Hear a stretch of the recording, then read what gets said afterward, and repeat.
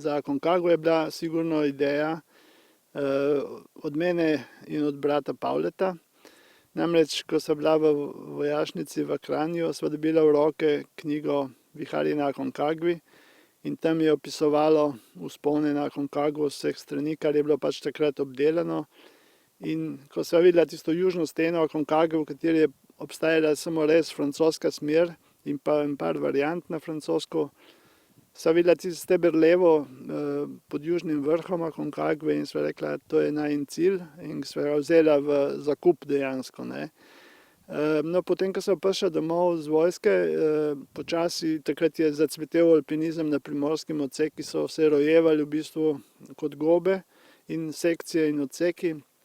Tako da se nas je zbralo dovolj ljudi, ki so plezali že težke zadeve in je pač, smo rekli, če bi organizirali eno odpravo, ampak nič ni bilo mišljeno proti, ali je to državna ali to luna, ampak potem smo rekli, zakaj pa ne bi primorska bila, ne. Ni bilo nobenih patriotov, ne vem, da bi nekaj razmišljali, oni pa ne sme ali pa to, ampak smo rekli, naredimo primorsko odpravo tako, da bomo skupaj, ne, da se spoznamo in tako smo se potem organizirali in zadevo potem peljali naprej v pozitivo. Dosti dela je bilo za pač iti na odpravo, iskali smo sponzorje, denar in potem dosegli vse tiste cilje, kar smo jih zadali, smo tudi potem dosegli. Imeli smo srečo, v bistvu smo imeli en mesec od doma do doma, ne, in v tistem času smo naredili svoje delo, kar smo jim planirali. Lepo je bilo delati z podjetji, ki so nam pomagale, se šili hlače po najinih načrtih, nekdo je zvihtal puloverje, nekdo tako da smo prišli tudi do ene opreme, da naprimer takrat še ni bilo puhastih oprem tako, midva s Pavletom sva dobila naprimer v Ajdovščini firmo, ki je delala obleke za hladilnike, ne, in s tistimi oblekami smo mi splezali Aconcagua, ne. Tako da ni bilo nič posebnega. Gorotekse, smo imeli tiste prešite Gorotekse, ki so bili že za loce pa za Everest prej podobni, ne. No, midva sem imela še smolo, ker nam jih je plaz odnesel pod steno potem, ne. Ja, v teh letih, začetku 80-ih, konec 70-ih, začetku 80-ih so se tudi na Primorskem začeli pojavljati zelo uspešni, aktivni plezalci, alpinisti, predvsem brata Podgornik, v Idriji so bili odlični plezalci, mi v Postojni smo želeli biti zraven, Tolminu, Janko Humar, Ivan Rejc, Idrci, in tako se je porodila ideja, da bi tudi sami organizirali na Primorskem. Jaz sem bil takrat najmlajši, pravzaprav sem imel 19 let, ampak so se odločili, da bi organizirali odpravo primorsko, tudi da bi pokazali tem centralam, če tako rečemo, alpinizma na Slovenskem, po drugi svetovni vojni, pa tudi že prej, je seveda ta zgodovina je starejša, Ljubljana, Kamnik, Tržič, Kranj, še dlje v preteklosti tudi Jesenice seveda, ampak potem so bile te centrale, ne, Kranj, Tržič, Kamnik, Ljubljana, da tudi na Primorskem zmoremo plezati v visokih gorah in se je pojavila pobuda primorske odprave torej udeleženci iz primorskih alpinističnih odsekov na Aconcagua v Južno Ameriko, na meji med Argentino in Čilejem, malo manj kot 7000, 6980 metrov visoka gora, in da bi šli v njeno južno steno. Iz Postojne smo nekako bili trije kandidati, Biščak, Bogdan, Rado, Fabjan in jaz. Rado potem se je nekako temu odpovedal, imel neko delo in sva bila z Bogdanom izbrana v ekipo.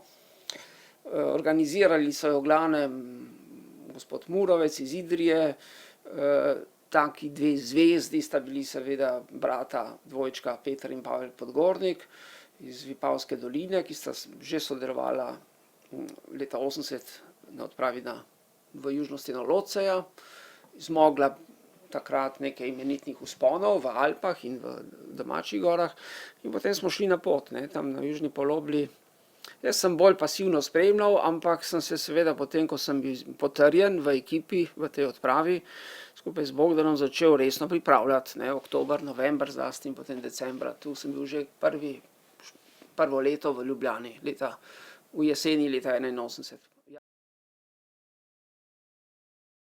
V bistvu ekipa se je zelo hitro skristalizirala, zato ker po prvih tistih srečanjih, ki so bila v Idriji, se je razjasnilo, kaj si želimo, kaj se pričakuje od ljudi, koliko bo mogel tudi vsaki vložiti, ne, in vsaki pač tega ni bil sposoben oziroma si ni mogel privoščiti oziroma mu ni bilo do tega, ne. In potem, ko se je nekje skristalizirala ta odprava, je v bistvu vsi smo živeli za ta cilj, vsi smo pa plezali neobremenjeno z drugimi, ne. Vedeli smo, da več ko bomo plezali, boljše bomo pripravljeni, ne. In tako so se rojevale smeri v julijskih, v tem primorskem delu največ, ne. Pa potem vmes Rejc je bil na odpravi, na primer v Ekvadorju, Trušnovc je bil že prej na odpravi na Skranjčani v Peruju. No, on je bil v bistvu naš organizacijski vodja dejansko, ne. Načrt je bil splezati hrib po treh smereh, ne. In to je bila poljska smer v vzhodni steni, tam je bilo 5 ljudi noter, med njimi tudi Tamara Likar. Potem je bila ponovitev francoske smeri, to so bili 4, in plezanje nove smeri v južnem stebru, tisto, kar sva midva s Pavletom, bratom, planirala in bi šla tudi sama, če ne bi prišlo do primorske odprave, ker to je bil najin cilj življenjski, tako da bi šla sama, ne. Tekel sem verjetno zelo, nikoli več potem tako zavzeto, zagrizeno, rahlo tudi prestrašeno, 3000 metrov južne stene, si nisem znal predstavljati, kako to izgleda. Nekako smo zbrali, da bi šli ena ekipa 4 v novo smer, druga ekipa ponoviti francosko smer, z Messnerjevo varianto v južni steni, tretja ekipa pa po normalni poti, oziroma po lažji poljski smeri na vrh. Pripravljal sem se tako, da sem tekel vsak dan, ne, na Šmarno goro, decembra je bil tudi že sneg, na Šmarno goro iz Medvoče, z trolo sem mogel iti do tja, ne, potem Prešvica nazaj v študentsko naselje, kjer so fantje vedno vsak teden imeli kakšen žur, ne, kar me je tudi malo bremenilo, čeprav seveda se nisem mogel po vsem temu izmakniti. Ob koncih tedna sva pa z Bogdanom hodila v gore, da sva pridobivala kondicijo. Ja, najprej aklimatizacija, ne, človek, ko gre prvič je vedno samo prvič, ne, v vseh stvareh. Potem, ko je drugič, že približno veš, kaj te čaka, ko greš prvič, pa ne veš, slišal sem tudi grozne zgodbe, kako človek na 4000 metrih začne bruhati, kako pri 5000 metrih lahko umreš, ne veš, kako bo organizem reagiral. Smo naredili lepi 2 taki aklimatizacijski turi, oba brata podgornik sta bila zelo prijazna, dostopna, tudi odločna, determinirana, bi rekli, ne. Imeli smo vodjo odprave Žarko Trušnovec, zdravnika smo imeli, Andlovica, ki je bil še starejši mož, ampak zelo prisrčen, topel. Bil je celo na Tolminskem zdravnik moje babice še pred toliko let nazaj, ampak je bil tudi z nami na odpravi, kaj je bil tudi tak alpinist, tudi on. Takrat že gospod, čez 50, jaz sem bil mlad, ne. Tako, vzdušje je bilo zelo dobro, seveda alpinistično, ne, tako z fokusiranost na cilj, ne, tako zelo, kot se reče, koncentracija na eno nalogo, ki jo imaš, ne, kot je to. Hkrati pa vzdušje v redu, pa Zlatko Gantar, dragi prijatelj iz Idrije, ne, z njim je bilo veliko smeha, šale, z idrijskim humorjem. Meni so bili vedno tudi simpatični ti različni značaji, 2, Olenik in še kolega iz Sežane, iz Krasa, Škapin. Tako da smo se kar dobro ujeli, potem smo pa nekako oblikovali 2 navezi, oziroma 3 naveze. Po najlažji poljski smeri, s katerimi je šla tudi Tamara, edina punca, ženska, ki smo imeli na odpravi, se je tudi lepo držala v tej moški družbi. Ne, se ni ustrašila kakšnih cinizmov ali pa moške ironije. Potem pa 4 za francosko smer, midva z Bogdanom Biščakom, Slavko Svetičič in pa Milan Črnilogar iz Idrije oziroma cerkljanskega področja, in pa brata Podgornik, Rejc in Zlatko Gantar, ki je imel pa izkušnjo iz El Capitana, tehničnega plezanja, ker gor so pa imeli v cilju novo smer na južni vrh Aconcagua, kjer je pa bila prav visoko gor nad 6000 metrov taka skalna pregrada, ker se ni vedelo, kako priti tam čez. Zlatko šel z njimi. No, potem smo štartali najprej mi v francosko, hkrati tudi oni v novo smer. Mi smo bili precej hitri. Smo seveda težki nahrbtniki, ampak smo precej hitri bili. To je meni ustrezalo, da si hitrejši, pa manj nosiš, ne, oziroma mlademu duhu je to mogoče lažje. In smo šli kar uspešno čez te pregrade, smo jih malo naštudirali seveda že prej doma. Skalna stopnja, prvi bivak, drugi bivak, potem gor Seraki, tam na višini 6000 metrov, taka ledena pregrada. Potem pa tisti zadnji bivak gor nad 6000 metrov mi je ostal v spominu, ker smo bili v celi Južni Ameriki nekje najvišje. Ne. Tam spiš, mini šotorčke smo imeli s sabo, samo tako, da smo jih prekrili se čez spalne vreče. Posebno vzdušje. In potem 4. dan na vrh.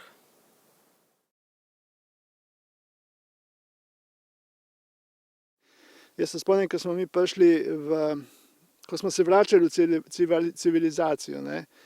Na ta dan 28. smo bili na vrhu in potem smo se vračali, smo prišli do višine 6000 metrov, tam smo srečali argentinske vojake in mi smo tam zalegli v eno barako brez strehe, ki je bila. In ko so videli vojaki, kdo smo, ne, so samo rekli sur, ne, sur pomeni južna diretisima na južni vrh dejansko, ne, ampak so potem naredili krajšnico sur.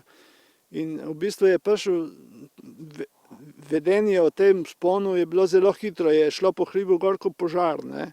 Zato, ker mi smo prišli dol v Ameriko, smo prišli mi s skritimi načrti. Nismo rekli, da bomo to plezali, ker če bi rekli, da bomo to plezali, verjetno nam ne bi pustili, ne. In dejansko smo šokirali svetovno javnost, argentinsko, da sploh ne govorimo, ne. Ker nas je počakalo, potem ko smo prišli v Puerto del Inca, nas je čakalo 40 novinarjev, ne, in televizije in vse, ne. In potem, kamor smo prišli potem v Mendozu, se spomnim, po noči nas je ustavila vojska, ko so nas peljali z avtobusom, so nas ustavili in prišli gor s tistimi mitraljezami in gledali, kdo so to, ne. In potem je eden rekel sur, ne. In ko je nekdo rekel sur, so nam oni salutirali, nam 4, in so rekli srečno naprej, ne. In potem je bilo res, mislim, težko opisati. Potem, ko smo prišli v Buenos Aires, v Buenos Airesu nas je čakalo množica Slovencev na letališču, slovenska zastava, slovenska beseda, novinarjev, da ne govorimo. Potem v domu Triglav, mislim, norišnica je bila, res. In mi smo bili, šokirali smo, dobesedno smo šokirali javnost s tem. V bistvu bili smo pa tudi en pozitiven vzgled za njihove alpiniste, argentinske, ki so želeli nas posnemati, ne.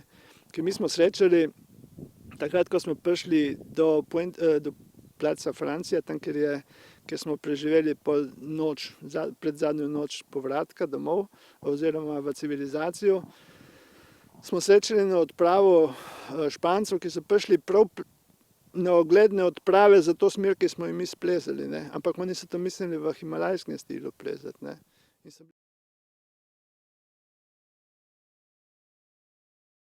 Sigurno mi je dala ogromno, ne. Če samo pomislim, koliko energije smo vložili v to, ne, in koliko nam je povrnila, ne. Dejansko, sej ne čakaš, da boš zaslužil ali pa da boš dobil nek denar od tega, bolje zadoščenje, ne. Da si uspel napraviti, da si uspel spraviti skupaj, da si uspel splezati in da si preživel vse skupaj dejansko, ker lahko bi se končalo tudi dosti slabše, ne. In lepo je se srečati s temi ljudmi, ki smo bili skupaj na poti, srečati se s Slovenci, ki so nam pomagali na poti dol. Jaz sem imel prej že stike z Slovenci, ki so bili tudi iz moje vasi, ki smo nas prijeli v Buenos Airesu, potem še en kup drugih ljudi, ki so jih dol spoznali. Ko pomislim zdaj z daljšo distanco na našo odpravo na Aconcagua januarja leta 1982, imam samo lepe spomine. Prvo mi pade na pamet velikanska izkušnja, ki je bila za mnoge od nas prva izkušnja v visokih gorah. Aconcagua je tudi taka malo posebna gora, tudi se tam domačini tega zavedajo, zato ker 100-200 km naokrog ni nobenega zelenja, nobenega gozda. To je praktično zrasel ven iz rjavkaste puščave, ne. In je tudi težava tam gor, je malo kisika, ne. Je gora, ki te prestavi v drugačno stanje, ampak mi smo se kot ne vem, to mi pride na misel, kako se človek na splošno lahko znajde, ne? Kako je človek kot bitje zmožen se empatije, se prilagoditi okolju, ne? Živali so vezane na svoje okolje, človek pa se tudi na popolnoma nemogoče okolje lahko pripravi. Jaz sem bil takrat mlad in so bile to zame samo nove izkušnje. Vzdušje med nami je bilo seveda usmerjeno na cilj, ambiciozno, saj drugače ni moglo biti, ampak niti enkrat niti nobene, jaz nimam spominov prav nobene iskre, da bi se porodila kakšna zamera med enim in drugim, ali pa da bi se skregalo okrog kakšne šalice čaja ali kaj takega. Nič. Samo prestavitev na neko drugačno stopnjo, usmerjenost na tisto goro, ki te dejansko zajame celega pod južno steno. Bazo smo imeli na 4000, vrh je pa potem gor skoraj na 7. In tudi ob sodelovanju se mi zdi, da smo potem lahko bili zelo uspešni, ker so vse 3 naveze prišle na vrh.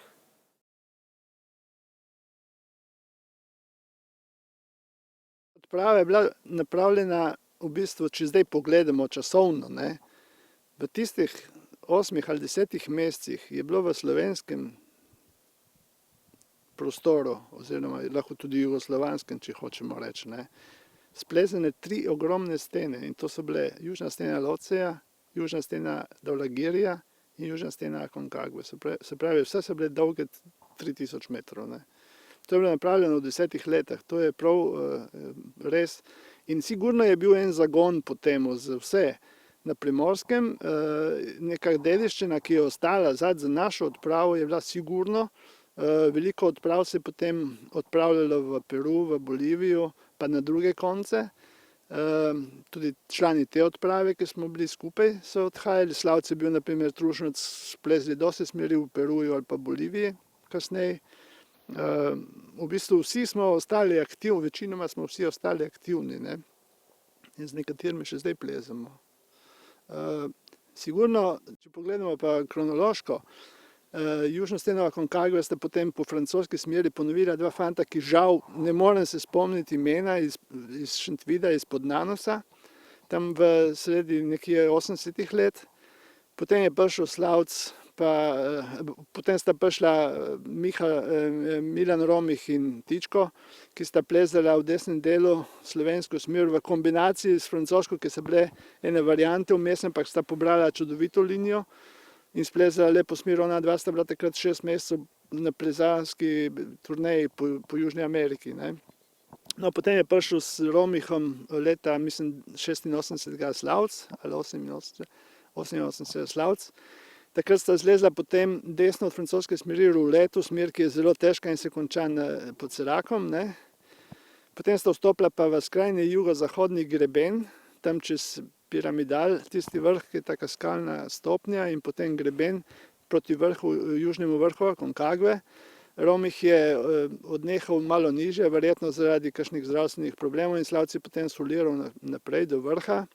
In Slavc kot Slavc je potem sestopil po francoski smeri v enem dnevu, ne. Mislim, je mogel imeti jajca, da je to napravil, ne.